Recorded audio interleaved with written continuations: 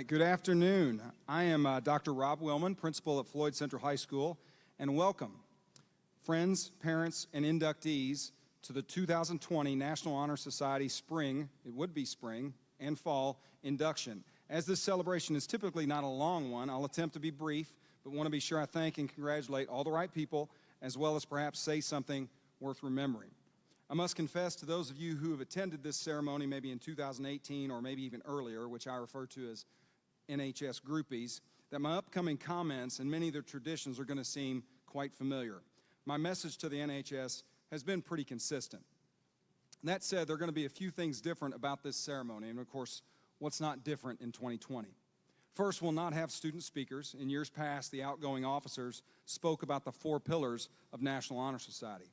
The class of 2020 has moved on, of course, and we have no current officers, but will very soon. The president of National Honor Society has usually read the names of the inductees. Mrs. Yerke will take on that duty and, of course, be assisted by Dr. Velker and myself. Furthermore, the handshake, at least for the time being, has been replaced by the elbow bump, which we'll employ today as students receive their pin and certificate. Now, a word of thanks. First of all, a big thank you goes out to the National Honor Society Faculty Council, Ms. Karen Estes, Mrs. Rachel Skeeto, Mr. Chad Clooney, Mrs. Kim Haley, and Mr. Randy Hine, who helped select this group of 69 inductees. And a special thanks to Mrs. Larissa Yerke, the faculty sponsor, for all she does in organizing this event, and she's joining me on the stage today. This is her first year of organizing this and all that's led up to it, and she has not missed a beat at all.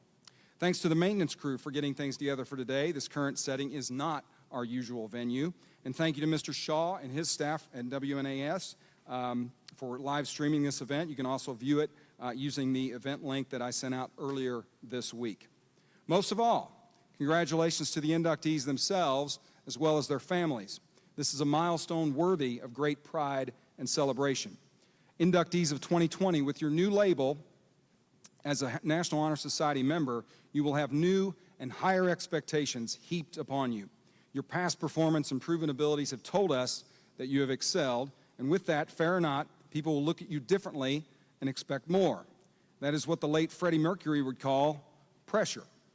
Some look at that word in a negative light, and I don't want you to be tempted to do that. Billie Jean King, another groundbreaking icon of the 70s and 80s, said that pressure is a privilege. It's so true. We oftentimes pity those who are punished by low expectations, and you should be thankful that so many people depend on you and expect so much. So what sort of pressures or expectations lie ahead with this newfound privilege? In the area of academics, you will set the academic tone for the current year. It will be largely up to you to define the learning environment in which all the students and staff experience each day. Will it be one that welcomes challenges of deep thought and academic rigor? Will you help engage those around you to pursue healthy curiosity and intense scholarship? Will you hold tight to integrity and ethics in academia? Character will be much the same as scholarship in that you will influence much of the school culture with how you conduct yourselves in and out of these hallways. You probably guessed as much regarding scholarship and character. There's little doubt that you'll be challenged in those areas. Nevertheless, I would like to emphasize the areas of service and leadership. In the current climate in which we find ourselves, there has been a focus on the safety and security of schools, among other things. Presently, there are conversations happening around the country concerning many issues which students and educators might have little control. And there are many reasonable sides to those issues. That being said, I firmly believe that students can influence one area more than any lawmaker, teacher, or political appointee. That area is the school climate and culture.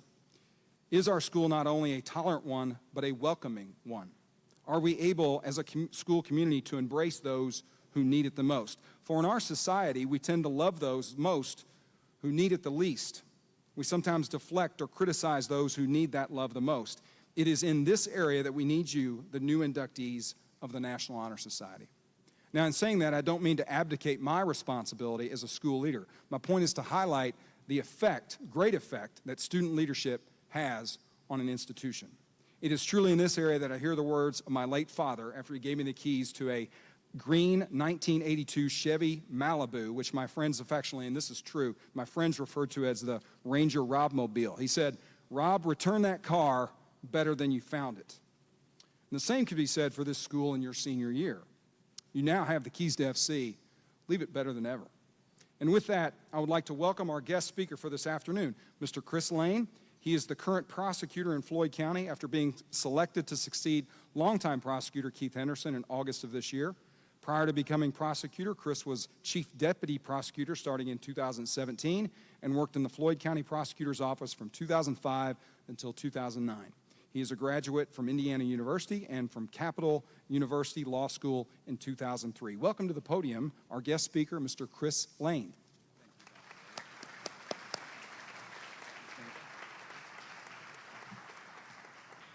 Thank you so much for that warm introduction. Dr. Williams said that since I'm going to be speaking for some of the students who would, he asked me to take 2 hours, so I'll keep my comments to about 2 hours. I'm joking, obviously. We'll try to go a little faster than that.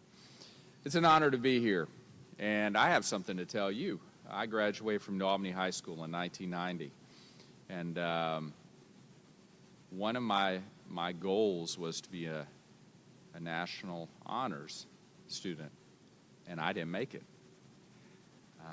I didn't make it because I didn't try hard enough to make it, but you did, and I will tell you, you have accomplished something, and that is something to take pride in. What you have done is really amazing, so I would congratulate each and every one of you right now. I see some of you I know, I see some of you I don't. Wow, great job, really, great job. Let's start by saying that.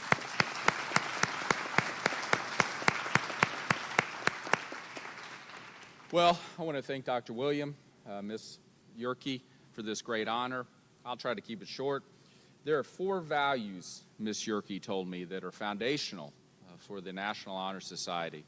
And so I'm going to start with each one of those, and we'll start with honor. But in each one of these, there's something key. And I will tell you, this is a secret to, and I mean this sincerely, one of the biggest secrets to my success. Honor. What is that? What's that look like? There's an old saying I want to read to you. One of the most sincere forms of respect is actually listening to what another has to say. Bryant McGill said that. Now, I don't know who he is, but I like what he said. Listening. How do you honor people? You listen. To show someone the kindness of allowing them the moment of being heard. What you're giving to me at this moment, you're showing me honor. And that's easy, right? Because we're in this big auditorium. And that's kind of what you're expected to do. But the harder honor to give someone is that person who maybe is marginalized, who maybe is angry. I deal with angry people every day. It's that moment to realize it's not about you. It's probably something they're dealing with. But if you take that moment and honor them by giving them your time,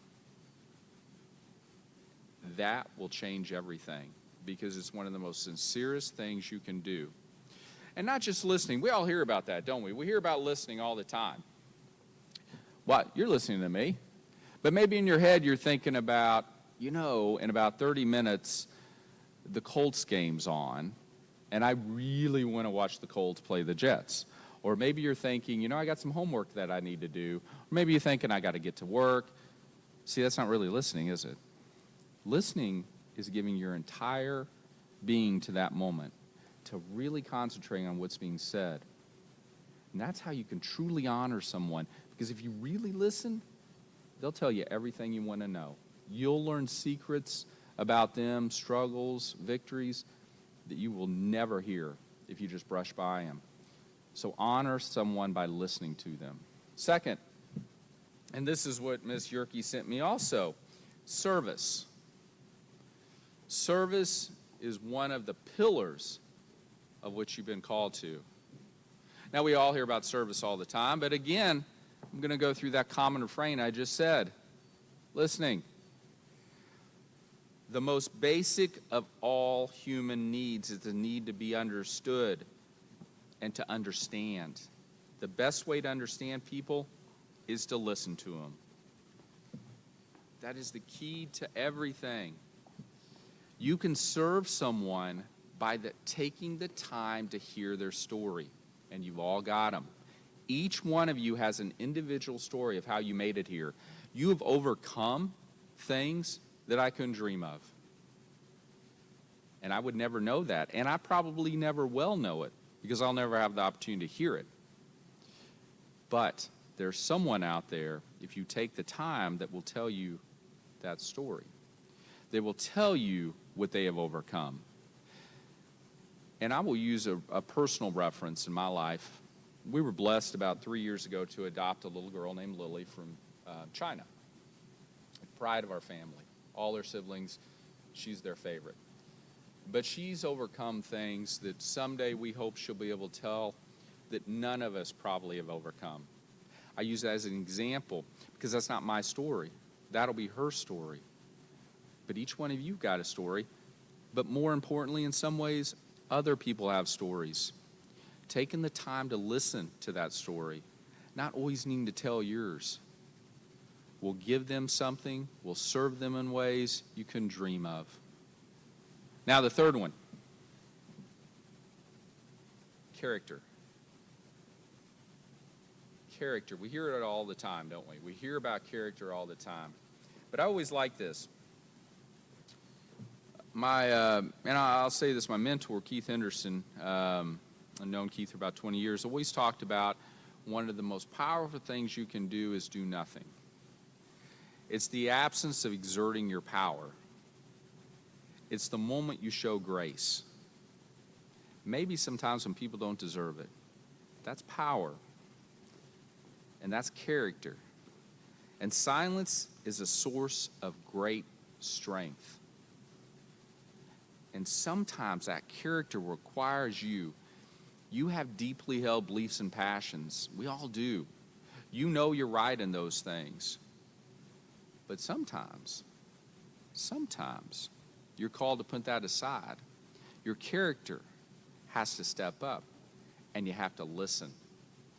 You have to listen to something you may not agree with, because that shows character. Hear them out. It won't be easy. You may totally disagree with what they say, but you listen, because underneath all that, maybe there's something for you to learn. Maybe, if you listen, you might get the opportunity to do something that's very difficult to do, which is teach. Because you have to earn the right to teach. And that is our fourth pillar, scholarship. That's the fourth pillar for each one of you. And you don't get to teach if you haven't earned the right to teach. And it's one of the hardest things. And so how do you do that? How do you listen and earn the right to teach? It goes a step beyond listening. It's listening aggressively. Now have you ever heard that? Listen aggressively. I read this book, and it's by a captain of one of the ships in the U.S. Navy. It was the worst ship in the Navy. And he wrote a book about his experience. He took it from the worst to one of the best in a short amount of time. This book's called It's Your Ship. I highly recommend it. But one of the lessons he learned was to listen aggressively. And by listening aggressively, he means shortly after he took command, he vowed to treat every encounter with every person on that ship as the most important thing at that moment. It wasn't easy for him, he said, and he didn't do it perfectly, but he listened. And he said that his crew's enthusiasm and ideas kept him going. He decided at that moment whoever he was talking to was the most important thing in that moment ever. That person's words, that person's moment, that person's story was more important than anything. It's called listening aggressively. We all do it. I said at the start, you're thinking about the next thing. You're thinking about the response you want to give. Someone may say something about your favorite team. Someone may say something about a friend of yours. Someone may say something about an idea you have.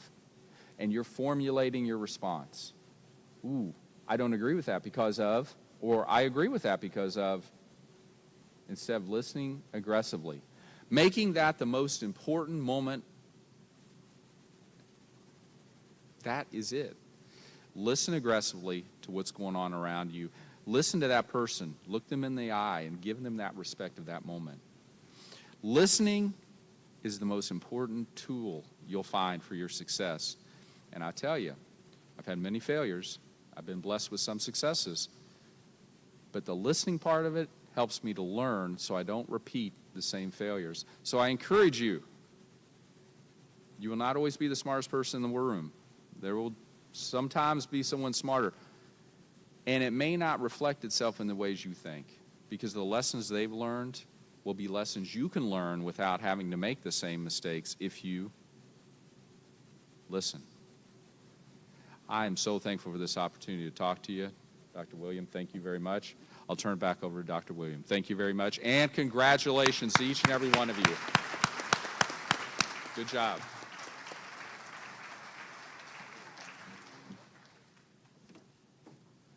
Okay, we'll now recognize the inductees. Mrs. Yerke will go ahead and call their names as we have them walk across the stage. And of course, I'm directing traffic. We had no rehearsal here. Of course, when we get to about the second or third person towards the end of each row, then the next row can begin lining up. And then we do ask you that you hold your applause until the end. We'll give a more spirited round of applause at the very, very end for all of the inductees. So we will begin the process.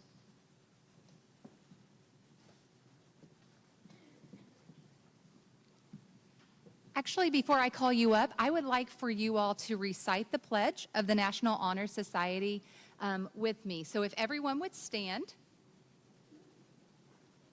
Okay, I will start it and then you will repeat. I pledge to uphold the high purposes of the National Honor Society, to which I have been selected. I will be true to the principles for which it stands. I will be loyal to my school and will maintain and encourage high standards of scholarship, service, leadership, and character. Thank you. You may be seated. All right, to begin, the inductees: Grace Allen, Catherine Amos, Bella Barney, Annalise Bassett, Sydney Baxter, Will Bouch, Brianna Christensen.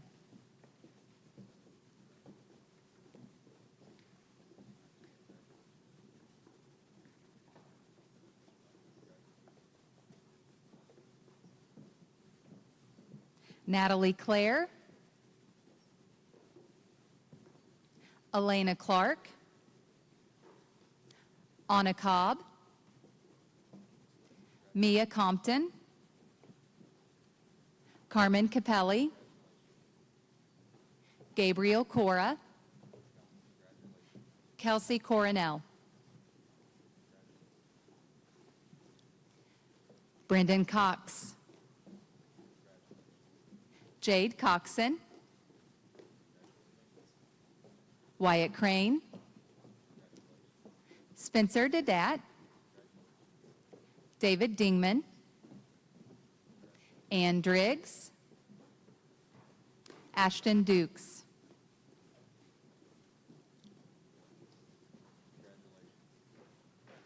Brooke Ellis, Lauren Fancher, Preston Fonseca,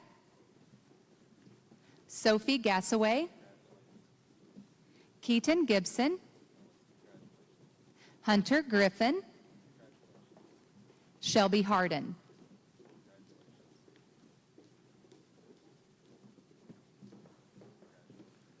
Kel Hartman, Jake Hydebreeder, Camille Higgins, Anna Hilbrick, Caden Holcomb, Maria Hopper, Sophie Hunchman,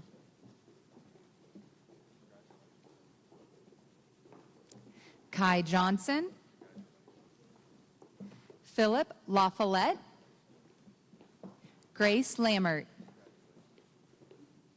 Sarah Langdon, Grace Leitner, Lola Lynch, Jessica Madison.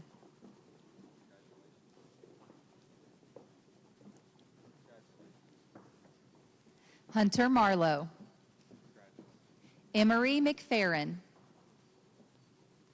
Bernadette Mueller, Ashton Uxner, Seth Owings, Amelia Pauley, Aaron Perkins, Sarah Piles, Liam Roggenkamp, Sherry Rowe, Caroline Segrest, Lainey Seward, Caleb Slaughter,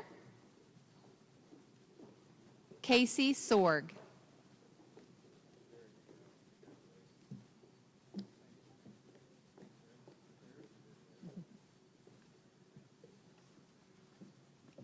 Avery Stevens, Shelby Stock,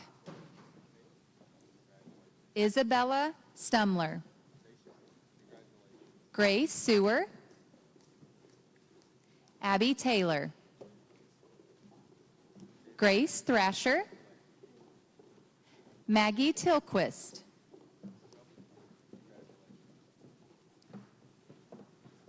Caroline Wartz, Kevin Woodruff, Wade Woosley, Brooke Wright, Winkers Wright.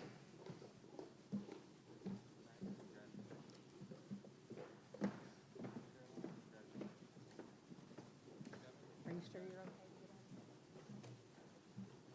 okay? Okay, and then Kevin's going to take Wade's for, yeah. Kevin's going to take it.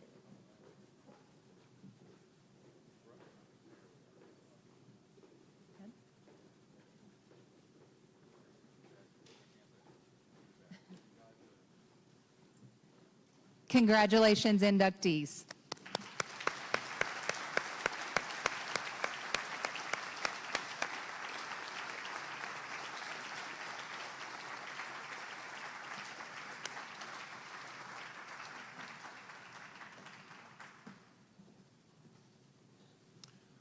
Okay, and I told you the ceremony is going to be short. I mean, that is pretty much it. It's a great day. Everybody's in a good mood. Okay, it's short. Feel free to take some time to take some photos and enjoy the rest of the afternoon. Get outside, enjoy the weather. Have a great week.